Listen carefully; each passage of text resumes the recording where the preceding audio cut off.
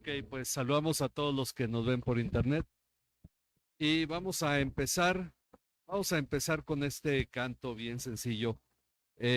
No me acuerdo qué salmo es, pero los que confían en Jehová son como el monte de Sión. Vamos a cantar, dice, los que confían en Jehová son como el monte de Sión, que no se mueve, sino que permanece para siempre. Bien, vamos a orar. ¿A quién le gustaría guiarnos en oración? Ahí está el micrófono. ¿A quién nos guía en oración?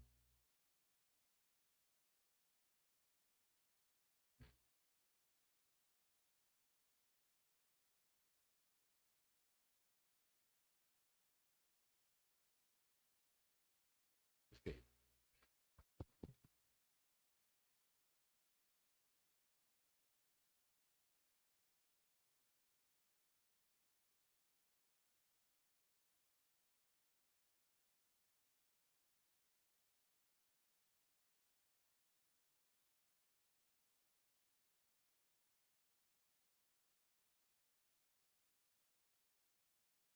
Amén. Amén. ¿No se escucha? Ah,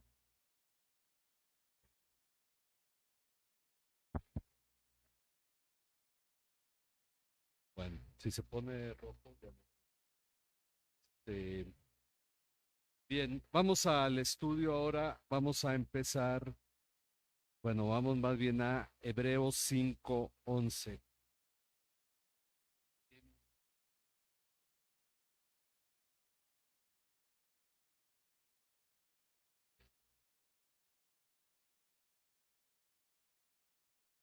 Antes de la lectura, vamos a leer hasta el capítulo 6, versículo 3. Pero antes de la lectura, déjenme leerles lo que dice aquí el estudio. Ahora hemos llegado a una segunda pausa. Si se acuerdan, la primera pausa fue del capítulo 3 hasta el capítulo 4:13. Hubo una pausa para hablar del reposo de Dios. Y ahora hemos llegado a una segunda pausa que la carta hace en la línea que va siguiendo acerca del sumo sacerdocio de Jesucristo. Quiere decir que va a seguir el tema va a seguir en el capítulo 7, pero por lo pronto va a ser una pausa para dos cosas principalmente que vamos a estar viendo. Dice, ha quedado ya claro que su sacerdocio es perfecto porque puede compadecerse de nosotros, pues se ha hecho semejante a nosotros y nos llama además hermanos.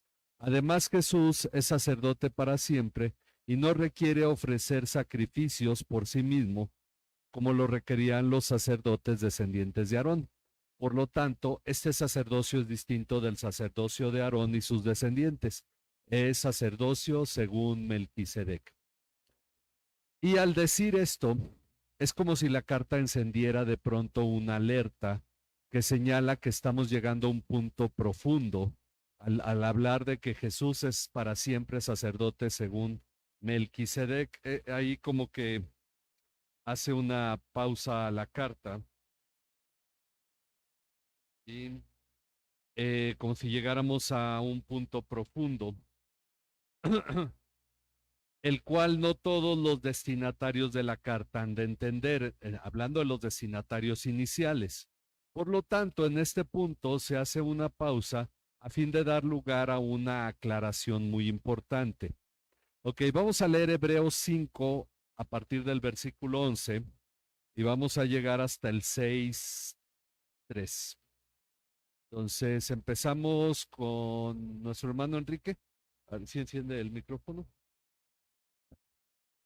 Ok.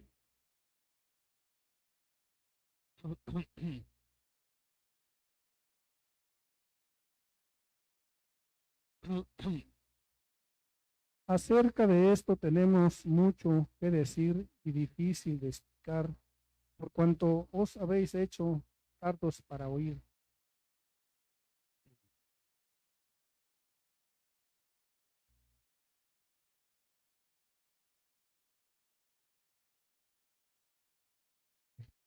Porque habiendo ser ya maestros después de tanto tiempo, tenéis necesidad de que os vuelva a enseñar cuáles son los primeros rudimentos de las palabras de Dios y habéis llegado a ser tales que tenéis necesidad de leche y no de alimento sólido. Y todo aquel que participa de la leche es inexperto en la palabra de justicia, porque es niño. Pero el alimento sólido es para los que han alcanzado madurez, para los que por el uso tienen los sentidos ejercitados en el discernimiento del bien y del mal. Por tanto, dejando las enseñanzas elementales acerca de Cristo, avancemos hacia la madurez, no echando otra vez en fundamento del arrepentimiento de obras muertas y de la fe en Dios.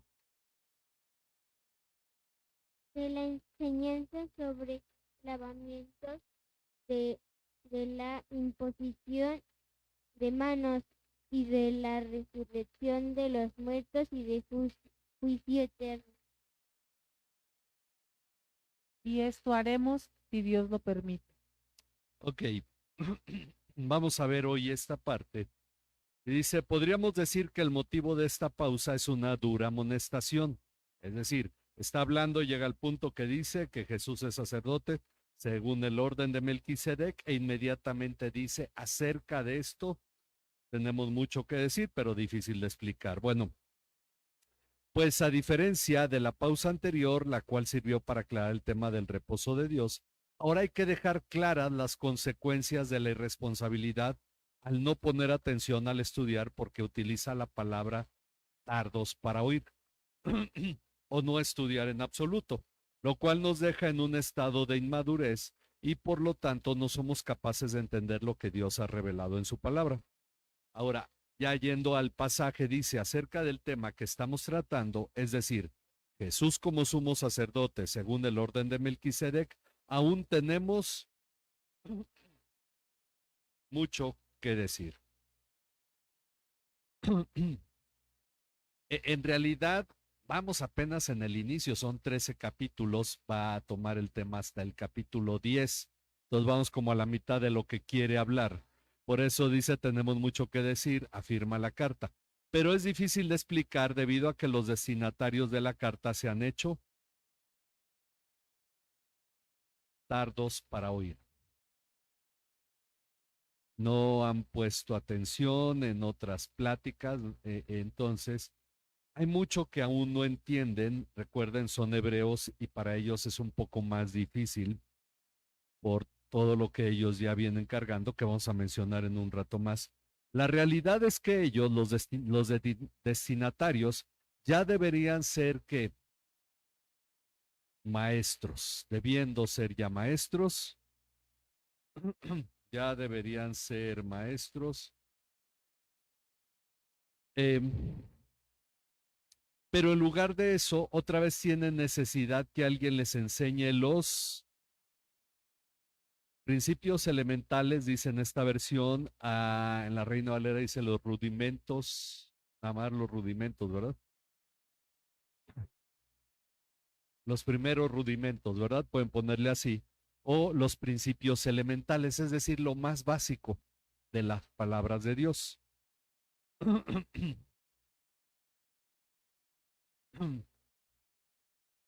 Y han llegado a tener necesidad de leche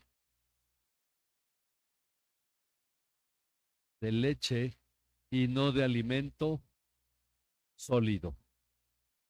El bebé solo bebe leche, conforme crece va con la papilla, es una parte intermedia, pero cuando ya es más maduro ya come alimento sólido, ¿verdad? Bueno, por eso explica y compara aquí la leche con la enseñanza esencial, los rudimentos de la fe. Dice, el problema de todo el que toma solo leche es que no está acostumbrado, no está acostumbrado a la palabra de justicia. Porque es niño. Y en este sentido, la palabra niño implica inmadurez. porque hoy en día hay corrientes que señalan a los niños como maduros para tomar decisiones sobre ellos mismos, ¿no?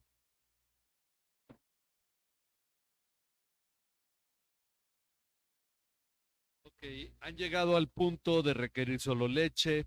El que toma leche no está acostumbrado a la palabra de justicia porque es niño.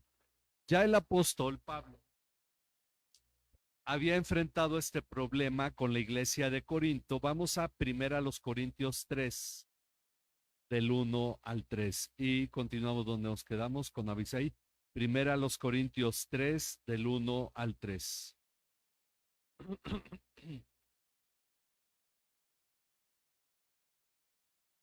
Los Corintios 3, del 1 al 3.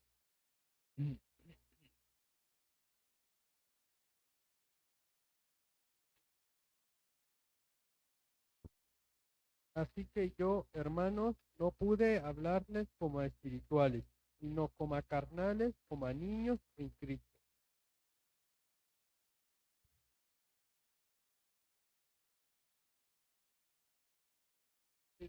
Les di a beber leche, no alimento sólido, porque todavía no podían recibirlo.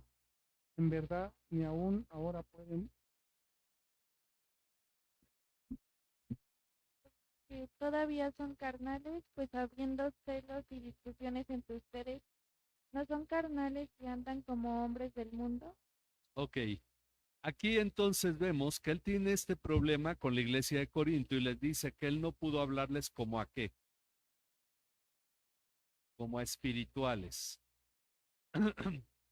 Es decir, que tuvo que limitar su mensaje, no pudo hablarles como él hubiera querido, hablando de una persona que entiende la palabra de Dios a otra, como a personas espirituales en ese sentido, no es un sentido místico, sino personas que entienden la palabra de Dios. Bueno, sino les dice que no puedo hablarles como espirituales, sino como a carnales, como gente de la carne, como a niños en Cristo. Niños en Cristo. Una vez más, el término niños se refiere a la inmadurez, como a niños en Cristo.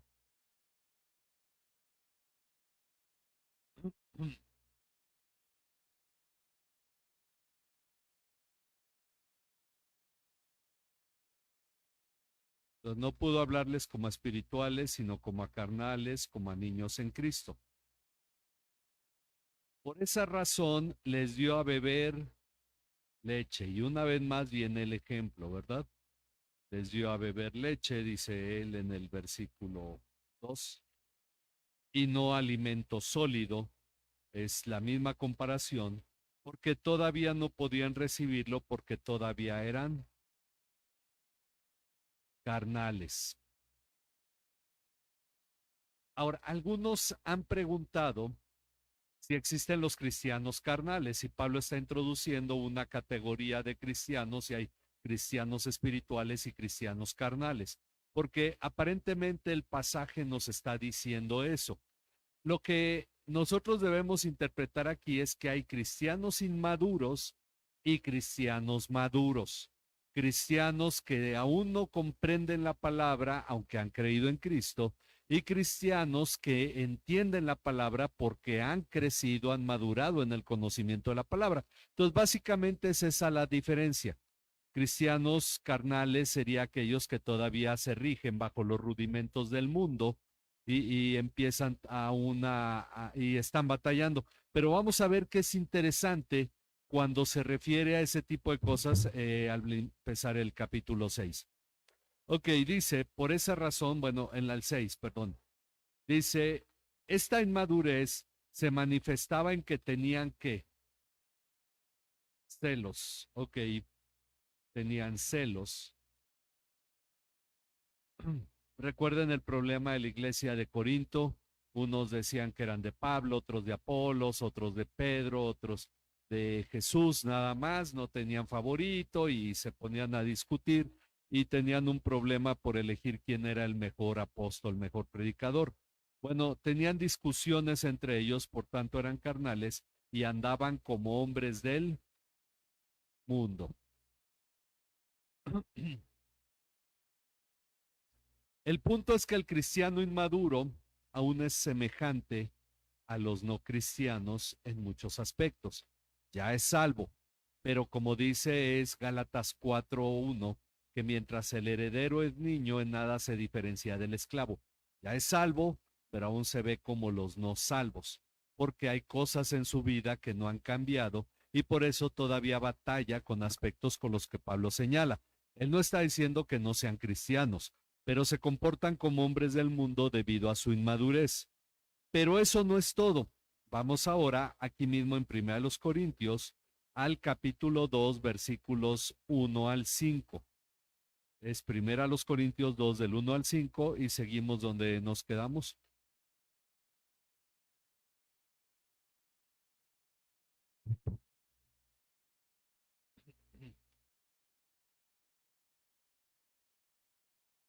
Pues me propuse no saber entre vosotros cosa alguna. Así que, hermanos, cuando fui a vosotros para anunciaros el testimonio de Dios, no fui con excelencia de palabras o de sabiduría.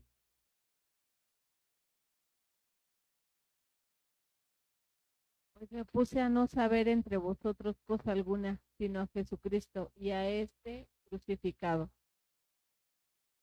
Estuve entre ustedes con debilidad y con temor y mucho temblor. Y mi mensaje y mi predicación no fueron con palabras persuasivas de sabiduría, sino con demostración de espíritu y de poder, Para que la fe de ustedes no descanse en la sabiduría de los hombres, sino en el poder de Dios.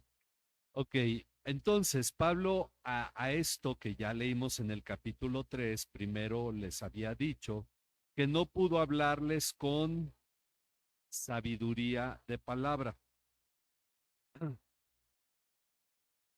Dice que él cuando les dio el testimonio no fue con superioridad de palabra, más adelante dice, eh, con palabras persuasivas de sabiduría, y luego habla precisamente que el problema era, dice, pues había el peligro de que confundieran esa sabiduría con la sabiduría de los hombres.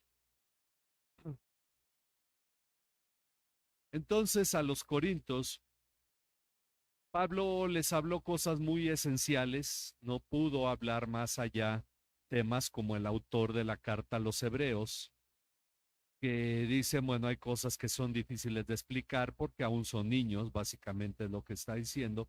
Pablo se encontró con esta limitación, así que solo predicó con manifestación del poder de Dios. Bueno, dice demostración del Espíritu y de poder, pero vamos a ponerlo con manifestación del poder de Dios o del Espíritu de Dios, pueden ponerle también. ¿Cuál era el peligro? Bueno, que si Pablo hablaba con sabiduría, ellos que eran griegos, aquí el problema de la iglesia de Corinto era griega, los corintios, los griegos, perdón, siempre eran muy dados a la sabiduría griega y tenían ese choque con la Biblia. El domingo vamos a hablar sobre ese tema. Pero el tema es que Pablo decía, no es para que ustedes piensen que Platón, Sócrates tenían razón, y entonces yo cuando hablo con sabiduría, ustedes hagan del cristianismo una filosofía más entre todas las filosofías que hay, y entonces caigan solamente en el punto de la filosofía. No estaban listos los corintios para ello. Pero vamos a los versículos 6 y 7, siguiendo ahí donde estamos. Vamos a leer el 6 y el 7. Sin embargo, hablamos sabiduría entre los que han alcanzado madurez, pero una sabiduría no de este siglo, ni de los gobernantes de este siglo, que van desapareciendo. Mas hablando sabiduría de Dios en misterio, la sabiduría oculta, la cual Dios predestinó antes de los siglos para nuestra gloria. Ok, entonces Pablo marca una distinción entre griega, incluyendo la sabiduría griega, y pero les aclara que la sabiduría de Dios se habla entre los que han alcanzado madurez. ¿Quieres en verdad entender lo que la palabra dice y lo que tiene para nosotros y cómo en realidad Dios está obrando en nuestra vida? Hay que madurar. Entonces se habla entre los que han alcanzado madurez, pues la sabiduría de Dios no es como la de este siglo. Y por siglo se refiere al mundo, ¿verdad? No es la de estos tiempos. Sino que la sabiduría de Dios es utiliza ahí un término, misterio. Es el misterio.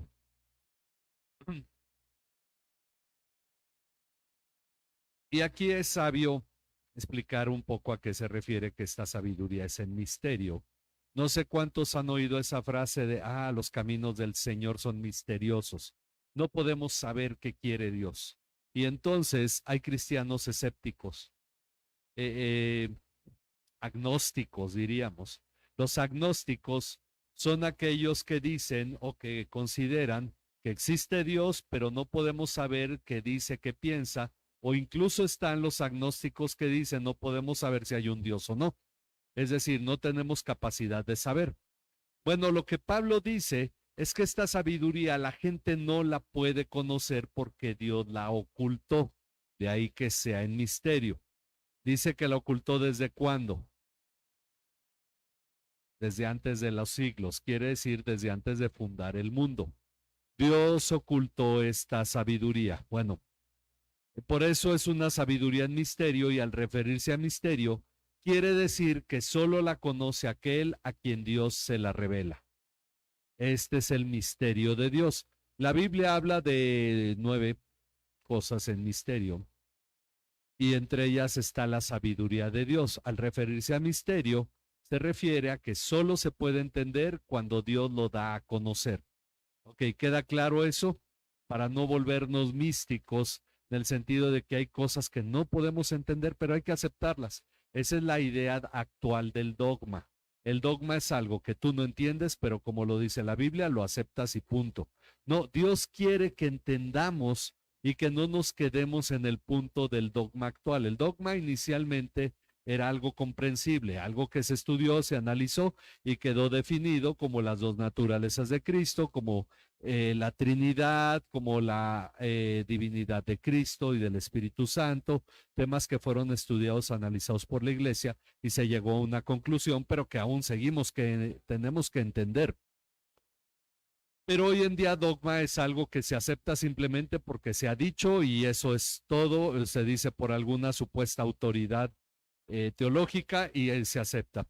La realidad es que esta sabiduría entonces es en misterio, la cual Dios entonces, ¿qué hizo? Ocultó. Ocultó, obviamente, para que no cualquiera la conociera desde antes de los siglos. Por eso más adelante va a decir en ese mismo capítulo 2 que el hombre natural no entiende las cosas del espíritu porque se han de discernir espiritualmente. Entonces, no cualquiera entiende la sabiduría de Dios. Ahora, esta la ocultó desde antes de los siglos y la predestinó para nuestra gloria. La predestinó para nuestra gloria.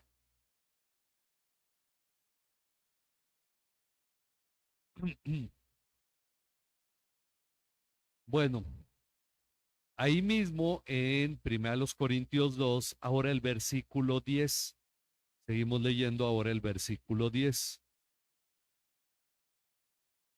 Pero Dios nos la reveló por medio del Espíritu, porque el Espíritu todo lo escudriña aún las profundidades de Dios. Ok, entonces, Dios dice el versículo 10, esta sabiduría es revelada a los creyentes por medio del Espíritu de Dios. Por eso, solo el que tiene el Espíritu de Dios lo puede entender, pero implica algo, madurar. Si se van dando cuenta, va de la mano. Ok, un nuevo creyente podría entender algo que el Espíritu le hable, pero el Espíritu ha dejado que maduremos. ¿Qué pasa cuando uno creyente recibiera una revelación? Se convierte en un nuevo superapóstol, ¿no? Se convierte en el dirigente de una nueva secta, etcétera, que ha pasado muchas veces no porque el Espíritu haya revelado algo, sino porque alguien con inmadurez es puesto en autoridad y empieza a tergiversar la palabra de Dios. Por eso Pablo dice que el anciano no puede ser un recién convertido, un neófito. ¿Por qué? Porque obviamente tiene que madurar. Bueno, ¿para qué? Para que no caiga en la, dice ahí, en la tentación del diablo. Bueno, en el pecado en el que cayó el diablo, dice la Nueva Versión Internacional. Es decir, el diablo se volvió soberbio porque creyó ser igual a Dios y pretendió serlo. Y de esa manera un nuevo creyente, cuando es puesto en autoridad, termina en lo mismo. Por eso el cristiano tiene que madurar. Ok, entonces es revelada por medio del Espíritu de Dios. Volvemos a la carta de los Hebreos. Ahí solo le puse la carta. Obviamente también 1 Corintios es una carta. Pero volviendo a la carta a los Hebreos, dice la carta, también nos dice que el alimento sólido es para quién.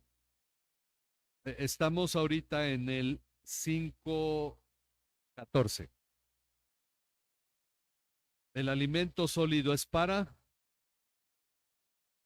los adultos, los que han alcanzado madurez, ¿ok? Entonces usamos los dos términos. Para los adultos, ok, aquí no le puse línea, ¿verdad? Los que han alcanzado madurez, los cuales, para los adultos, los que han alcanzado madurez, los cuales por la práctica tienen los sentidos ejercitados para discernir el y el mal. Cuando yo estudio esto, me pregunto en realidad si esto no se ha quedado a medias. Muchas personas que en realidad aún después de años en la iglesia van y dicen, oiga pastor, ¿está bien que hagamos esto? Porque ¿qué está diciendo la palabra? Es cuando el domingo hablamos, hace 2 domingos, sobre 2 formas de pastorear. El que impone enseñanza no lleva a los creyentes a la madurez, es decir, nunca los lleva a ejercitar los sentidos para discernir entre el bien y el mal, y entonces termina no haciendo lo que es bueno y malo y dejando hacer lo que es malo, sino haciendo lo que el pastor dice. Pero no son llevados a esta práctica. Sin embargo, cuando uno pastorea llevando a la madurez y no bajo el sometimiento de la obediencia, los cristianos son enseñados a ejercitar los sentidos al discernir el bien y el mal. Esa es la finalidad del pastorado, llevar al creyente a la madurez para que ejercite sus sentidos y diga, esto no está bien, esto sí está bien. Esto no tiene que ver con Dios, no es de Dios, como usan algunos la frase, y en realidad ese es el punto de la madurez. ¿Cuántos en realidad han ejercitado esos sentidos, ese discernimiento? Y disciernen entre lo que es correcto y lo que es incorrecto, cuando oyen una enseñanza equivocada, cuando oyen una enseñanza correcta. Bueno, aquí tenemos realmente, como dice aquí, tal vez lo más trágico en la iglesia a lo largo de estos 20 siglos, es decir, desde que inició la iglesia en el día de Pentecostés, es que haya cristianos que se conformen con tener salvación y ya, pero no llegar a conocer verdaderamente a su Salvador y Dios, y por eso permanecen en una terrible inmadurez, pretendiendo señalar esto como lo más santo y espiritual. Es decir, cuando escuchamos a muchos hoy en día decir, no tienes que entenderlo, créelo. Cristo no es razón, Cristo es fe. De hecho, yo me di de topes cuando estaba revisando trabajos de MINS, cuando di el curso de Primera a los Corintios, a un grupo, no voy a decir dónde, porque a lo mejor luego oyen el estudio, ¿verdad? Pero había un alumno, una alumna básicamente, cuando en una pregunta puso, yo le pedí en el trabajo final que pusieran cuál es el punto de equilibrio en la iglesia y cómo ayuda en la relación entre la fe y la razón. que fue uno de los puntos principales del curso, y ella escribía que lo importante es la fe porque la razón es algo humano y mundano. Entonces yo decía, y no hubo entendimiento del curso. Finalmente estoy calificando un curso de alguien que no comprendió una parte esencial. Entonces, muchos pretenden que solamente la fe es lo espiritual y hasta ahí debemos llegar, porque dice aquí, señalan esto como lo más santo y espiritual, siendo llevados por sus emociones y adjudicando revelación divina a sus pensamientos y fantasías. Cuando es que a mí Dios me mostró que habría que hacer esto, hubo una mujer que rentó un helicóptero con los miles de pesos que cuesta eso para derramar aceite sobre las pirámides de Teotenango y la multaron. Porque eso, ¿para qué quiere Dios eso? Pero ella esa fantasía que tuvo en su mente le atribuyó el ser de origen divino. Y no es la única, fue una corriente que hubo en muchos lados, porque incluso hubo buzos que bajaron a ungir supuestos lugares que estaban sumergidos bajo el océano de dioses antiguos y cosas de... Fue una locura, es decir, a esas fantasías que no tienen que ver nada con la palabra de Dios, les atribuyen que son revelaciones divinas. Dice, y por más que eso se busque justificar, perdón, dice, de lo cual han surgido herejías que han dado paso a muchas sectas y religiones ajenas a la palabra de Dios. Y esto viene desde el siglo I, gente que no entendió el evangelio con inmadurez, pero empezaron por no comprender y no madurar a sacar ideas. Vamos a ver de esto el domingo en realidad. Y por más que dice muchas sectas y religiones ajenas a la palabra de Dios, y por más que eso se busque justificar, la realidad es que el deseo de Dios para nosotros es que lleguemos a la plena comprensión de su palabra y de su voluntad. Es decir, Él quiere que entendamos, que maduremos y crezcamos. Por lo tanto, vamos a segunda de Pedro 3, del 1 al 2. Segunda carta de Pedro 3, 1 y 2. Está ahí cerquita, después de Hebreos está Santiago y luego primera y segunda de Pedro.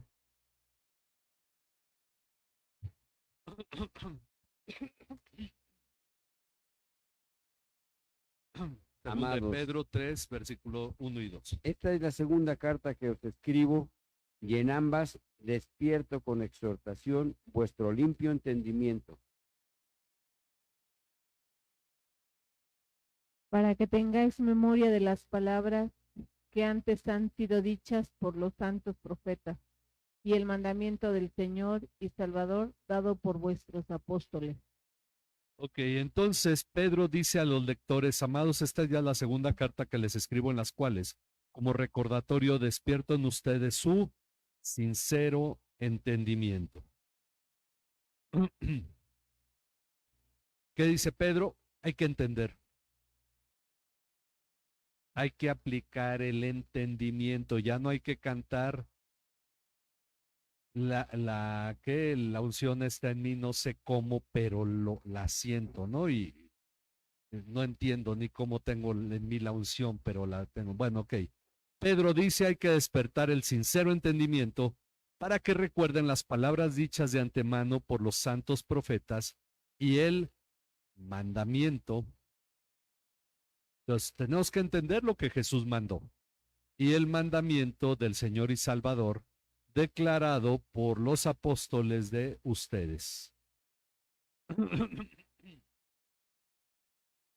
Ok, del mismo modo, ahora vamos a Colosenses 1:9.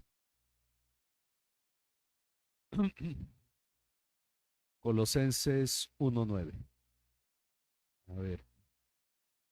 Vamos a ver lo que Pablo le comparte a esta iglesia, Colosenses 1:9. Por tanto, por esta razón, también nosotros, desde el día que lo supimos, no hemos cesado de orar por vosotros y de rogar que seáis llenos del conocimiento de su voluntad en toda sabiduría y comprensión espiritual. Ok. Entonces, dice aquí que él no ha cesado de orar por ellos pidiendo que sean, perdón, y me faltó el 10 también, si pueden leer el 10. Aquí tengo que ponerle que también va el 10. para que andéis como es digno del Señor, agradándole en todo, dando fruto en toda buena obra y creciendo en el conocimiento de Dios. Ok, gracias. Entonces, él le comparte a los colosenses que no ha cesado de orar por ellos, pidiendo que sean llenos del conocimiento de su voluntad.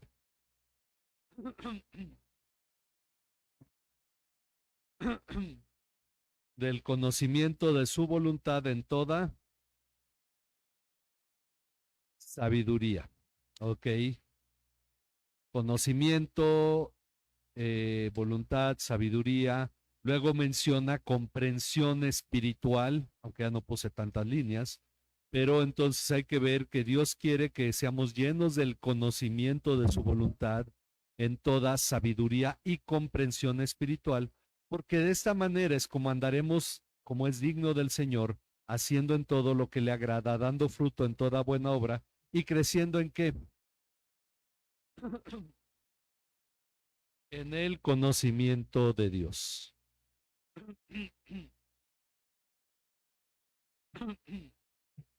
Ok, entonces vemos lo que Dios espera de nosotros. Comprensión, sabiduría, conocimiento. No podemos justificar el no madurar. La realidad es que la ignorancia y la inmadurez nunca glorifican a Dios, por mucho que se busque justificar esta irresponsabilidad, argumentando que el cristianismo es fe y no razón, pues Dios espera que crezcamos y lleguemos al pleno conocimiento de Cristo. Miren, vamos a ver dos versículos nada más, Efesios 4:13 y el otro es 2 de Pedro 3:18.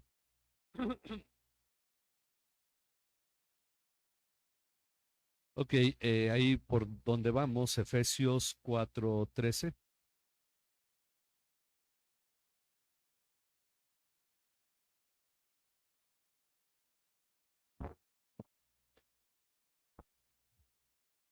Hasta que todos lleguemos a la unidad de la fe y del conocimiento pleno del Hijo de Dios, a la condición de un hombre maduro, a la medida de la estatura de la plenitud de Cristo.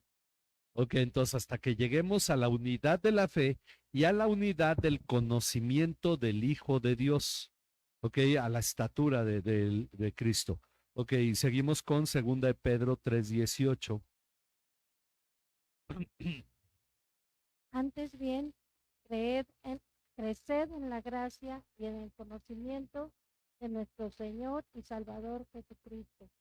A Él sea la gloria, ahora y hasta el día de la eternidad. Amén. Amén. Entonces, crecer en la gracia y en el conocimiento de nuestro Señor Jesucristo. Ok, ese es el deseo de Dios. Pero vamos a ver qué es lo que ocurre cuando no hay tal conocimiento. Vamos a Romanos 10, versículos 2 y 3. Que yo testifico a su favor de que tienen celo de Dios, pero no conforme a un pleno conocimiento.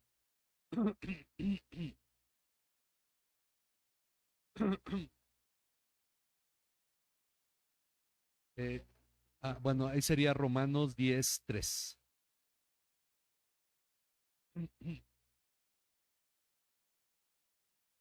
Pues desconociendo la justicia de Dios y procurando establecer la suya propia, no se sometieron a la justicia de Dios. Ok, entonces, ¿qué pasó con los israelitas? Porque Pablo, aquí está hablando del pueblo de Israel. En el caso específico de ellos, del pueblo de Israel, lo que la ignorancia provocó fue que a pesar de tener, ¿qué es lo que Pablo dice que tenían? Celo por Dios. Es decir, ellos eran celosos de Dios. Nadie podía insultar a Dios, nadie podía burlarse de Dios, nadie podía faltar a la ley de Dios. Tenían celo por Dios, pero no según el conocimiento de su justicia. Por eso dice desconociendo la justicia de Dios. Entonces, pero no según el conocimiento de su justicia, terminaron por establecer la suya propia y no se sometieron a la justicia de Dios. Es decir, impusieron sus ideas, perdón, aquí nada sería, impusieron sus ideas a lo dicho por Dios. Ahí le puse y.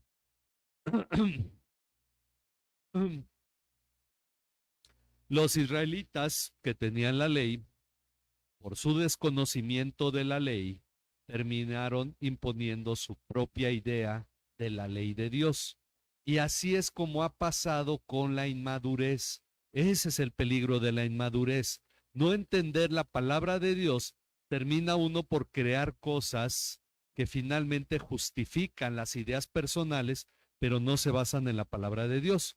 Por eso la carta a los hebreos, volvemos a la carta a los hebreos, a Hebreos ahora 6:1, nos dice que debemos ya dar pasos más adelante de las enseñanzas elementales.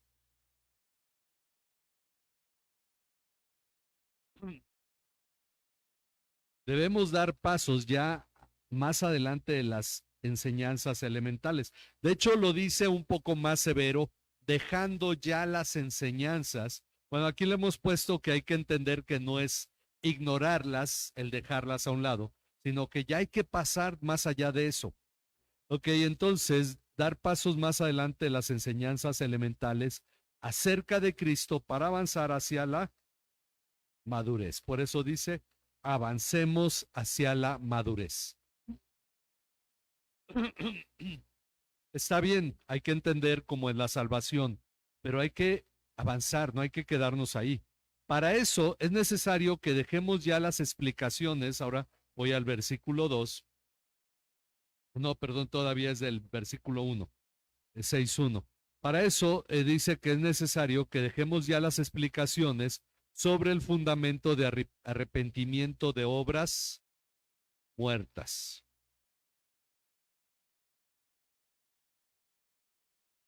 Y de la fe en Dios. Ok, ¿por qué esto toma importancia? Recordemos, los lectores originales eran hebreos. ¿Qué les está diciendo acerca de las enseñanzas de obras muertas? El cumplimiento de la ley de Moisés. A eso se refiere. Guardar el sábado, guardar todo lo que la ley dice.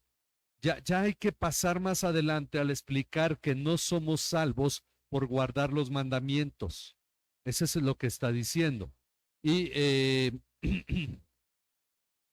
y acerca de la fe en Dios. Es decir, no son las obras, es la fe en Cristo, la fe en Dios. Por eso ya hay que pasar más allá de esa enseñanza.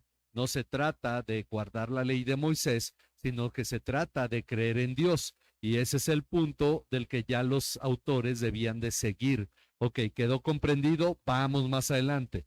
Por eso dice, es decir, que ya debemos haber dejado claro el tema de la ley y sus demandas y cómo funcionó la gracia en nuestra salvación. Ahora, tenemos que irlo aplicando a nosotros también, porque por muy raro que parezca, aunque jamás hemos estado dentro de la ley de Moisés, hay cristianos a los que se les quiere someter a la ley de Moisés todavía, inconscientemente o conscientemente. Por eso dice, para los lectores originales, los hebreos, ya debería haber quedado claro el tema de ¿cuál es la segunda cosa? Lavamientos. Ya es el versículo 2, ¿verdad? De los lavamientos rituales, como lo dejó claro Jesús en Mateo 15, del 1 al 11. Vamos ahí, son 11 versículos. Entonces a todos les va a tocar leer Mateo 15, 1 al 11. Entonces se acercaron a Jesús algunos escribas y fariseos de Jerusalén, diciendo: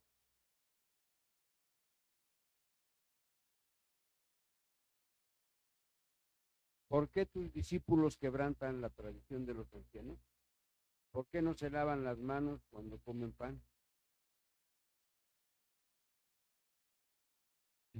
Respondiendo él les dijo: ¿por qué también vosotros quebrantáis el mandamiento de Dios por vuestra tradición?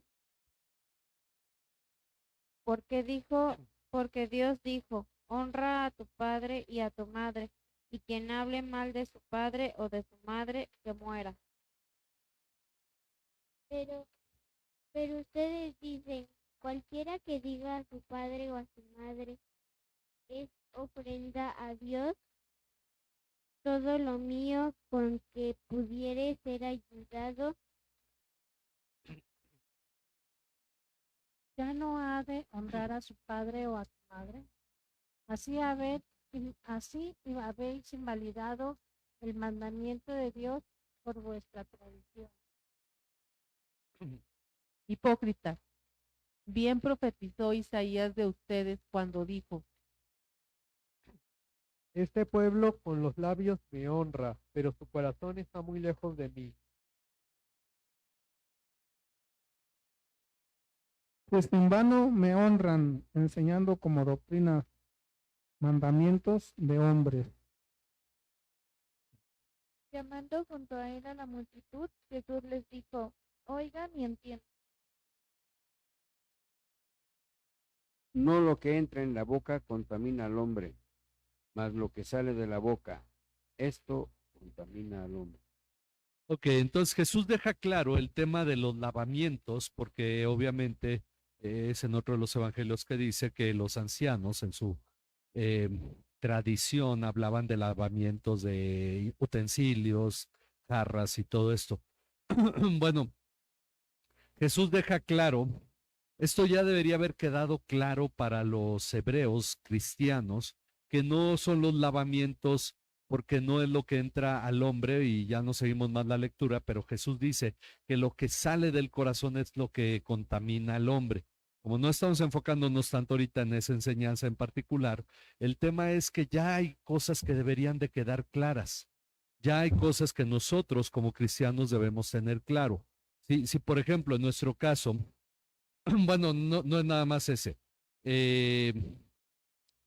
Vamos al 18 y ahorita comentamos sobre ello. Dice, además de los temas de la imposición de manos. El sacerdote imponía las manos sobre el chivo expiatorio, de ahí viene el término. Se imponía las manos sobre los enfermos, etcétera, todo lo que era imposición de manos. Esto ya también, y lo que ahora es la ordenanza, cuando se ordena a alguien imponiendo las manos, aunque también en algún movimiento como el carismático, el imponer las manos tiene cierta relevancia porque se basa en la idea de que se transmite una cierta unción. Hay enseñanzas que deben de quedar claras, que no es el transmitir algo, sino que es el respaldar algo al imponer las manos. Bueno, acerca de la resurrección de los muertos, porque obviamente los hebreos nunca trataron el tema de la resurrección de los muertos. Los saduceos no lo creían, los fariseos sí, pero en el Antiguo Testamento nunca se habla de la resurrección de los muertos y del juicio eterno. ¿Ok? De que hay una vida después de esta vida en la cual seremos juzgados. Por eso toca temas que son esenciales para quienes fueron criados en la ley de Moisés. Dice, en nuestro caso como cristianos, que no venimos de la enseñanza de la ley antes de conocer a Cristo, es decir, primero conocimos a Cristo y luego leímos el Antiguo Testamento. No fuimos formados siguiendo el Antiguo Testamento. Hay temas como el perdón de los pecados por la obra de Jesucristo en la cruz, la salvación, el bautismo como señal del pacto y la forma en que la gracia aplica a todos estos temas elementales, así como la importancia de la oración, la meditación de la palabra, temas que son importantes cuando se es niño espiritual, pero que deben ser enseñados y aclarados para luego continuar en nuestra formación como creyentes en Cristo. Es decir, esto lo damos y luego hay que crecer. Hay que pasar también del tema de por qué no guardamos el sábado y temas que aplican en el sentido de que por qué nos reunimos el domingo, porque Cristo resucitó. Y no hay que darle más vuelta a las cosas, sino hay que seguir avanzando, entendiendo que la ley llegó a un final y que ahora lo que hacemos, lo hacemos porque estamos en un nuevo pacto. Bueno, este tema todavía va a aumentar, vamos a ver más de este tema más adelante, por eso no profundizamos ahorita. El punto 19, por lo tanto, al asimilar estos temas, avancemos a la madurez. Y esto, como dice el versículo 3, es muy sencillo, es un versículo fácil de entender. Ok, y esto haremos si Dios lo permite. ¿Qué dice el escritor de Hebreos? Vamos a tratar el tema de Melquisedec, porque si Dios nos lo permite, hay que avanzar a la madurez. Entonces, hace esta pausa, pero la pausa continúa con otros dos temas, básicamente diríamos. Es la misma situación, aclarando situaciones de la inmadurez. Los siguientes versículos, el siguiente tema que vamos a ver es qué es lo que pasa con los que no maduran en realidad. Pero en este caso específico, en el punto de la carta en el que nos encontramos, ¿qué es lo que nos ha de llevar a la madurez? ¿Qué tema estaba tratando el autor de la carta? Que ya hemos dicho, ¿cuál era el tema? Que dijo difícil de explicar porque no hay madurez, pero vamos a avanzar a la madurez. ¿De qué? ¿Qué tema en particular? ¿Dónde se detuvo?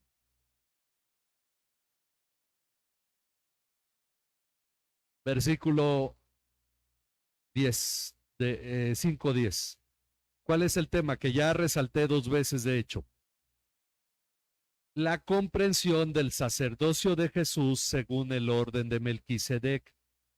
Porque miren, ahorita que estoy preparándome, bueno, pueden escribir esto, la comprensión del sacerdocio de Jesús según el orden de Melquisedec.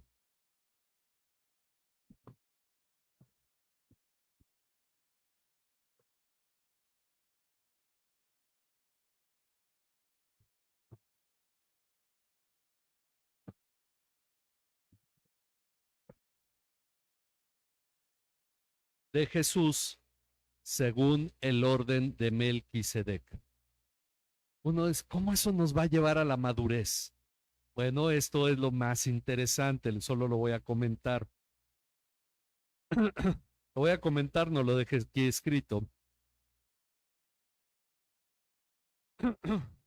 ¿De qué manera llegaremos a ser cristianos más maduros si entendemos la persona de Melquisedec y que el sacerdocio de Jesús está de acuerdo a este sacerdocio? Bueno, cuando estoy preparando el material para el domingo y el resto del mes de octubre, que vamos a hablar sobre la reforma, hay una cosa, uno entiende que Lutero, Calvino, Zwinglio, Bullinger, todos los primeros reformadores, Bucero, todos ellos, fueron instruidos en la Iglesia Católica Romana y tenían algunos problemas como los receptores de la carta que eran hebreos.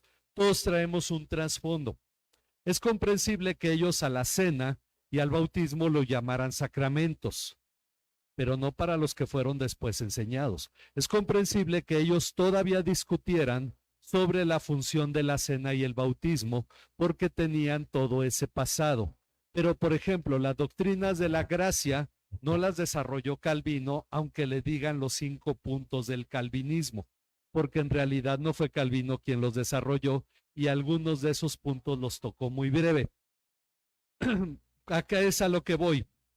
Uno comprende que aún dentro de la doctrina reformada, que ha estudiado mucho, hay principios que pasan por alto el sacerdocio de Jesús de acuerdo al orden de Melquisedec.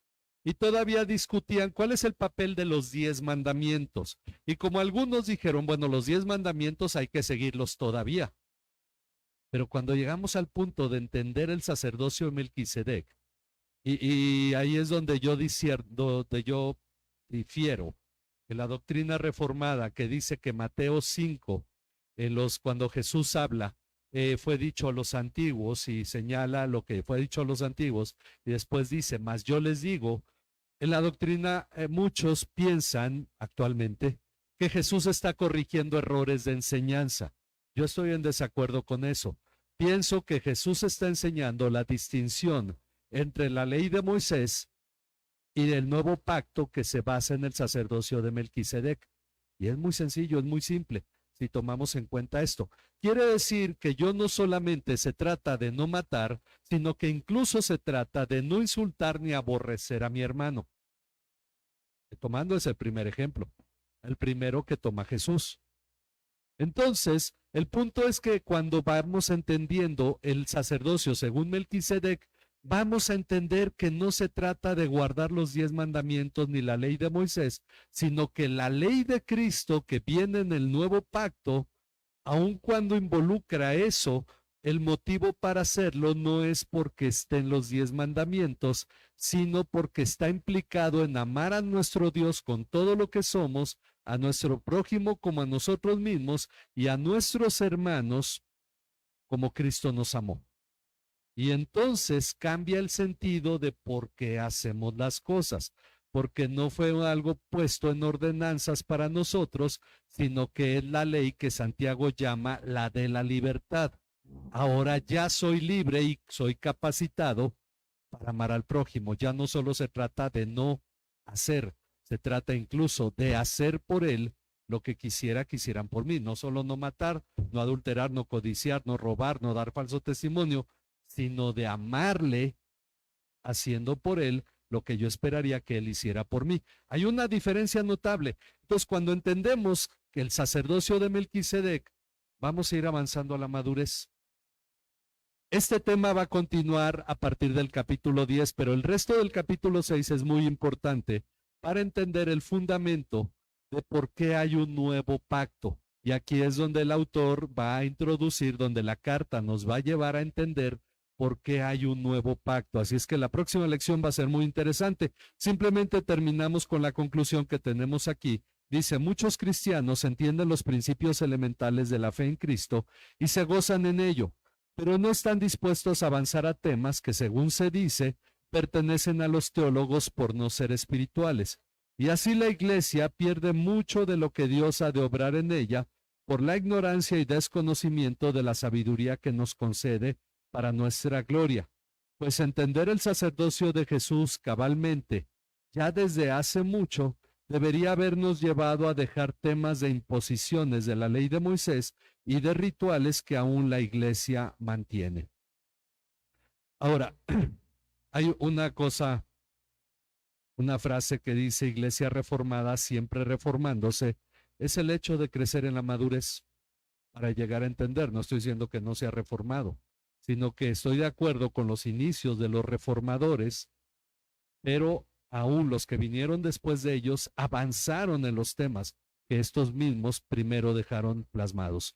Así es que vamos a ver sobre esto el domingo, bueno, todos los domingos de octubre, para llegar a estamos a 505 años de la Reforma Protestante y tenemos que entender qué hizo Dios a través de todo ello, la gran bendición que esto trajo, porque tenemos que verlo como la obra de Dios.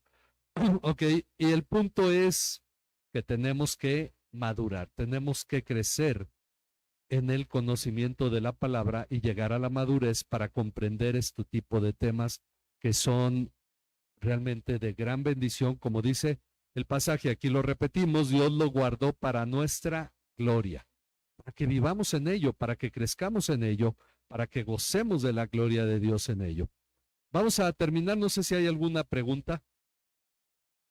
Si hay pregunta, mi hermano no se está preparando con el micrófono por una pregunta.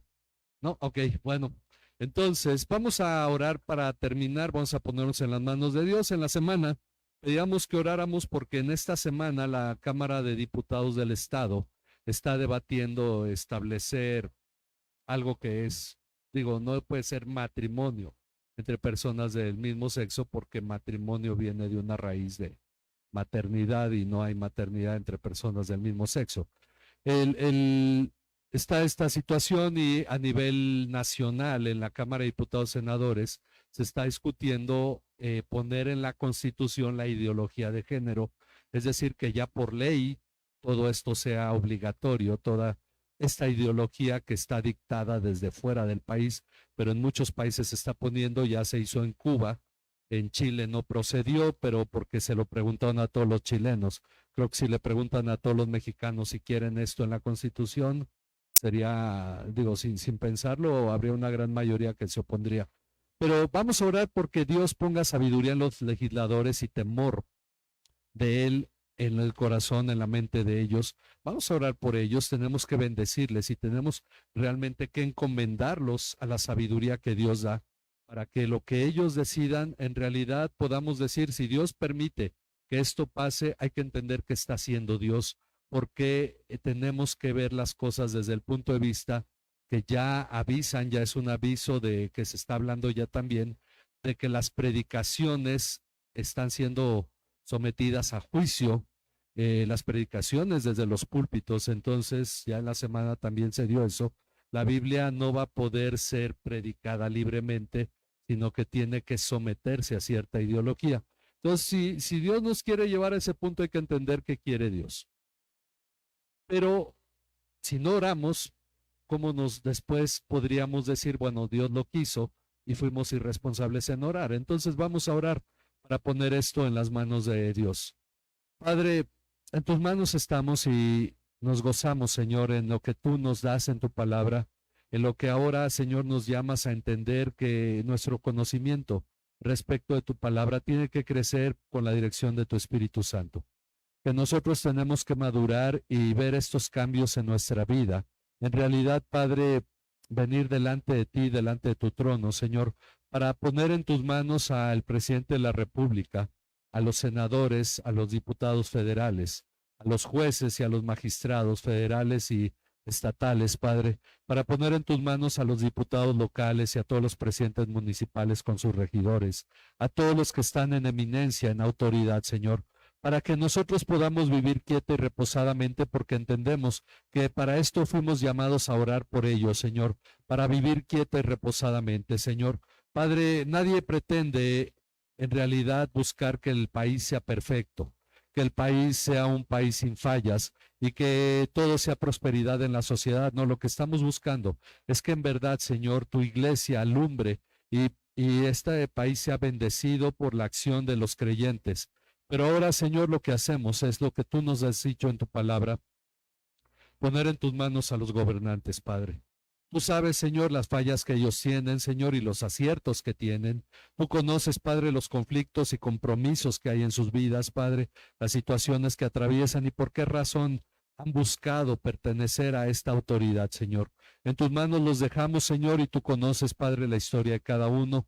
Los conoces desde pequeños y desde antes de que nacieran. Tú formaste su historia y les permitiste nacer, Señor.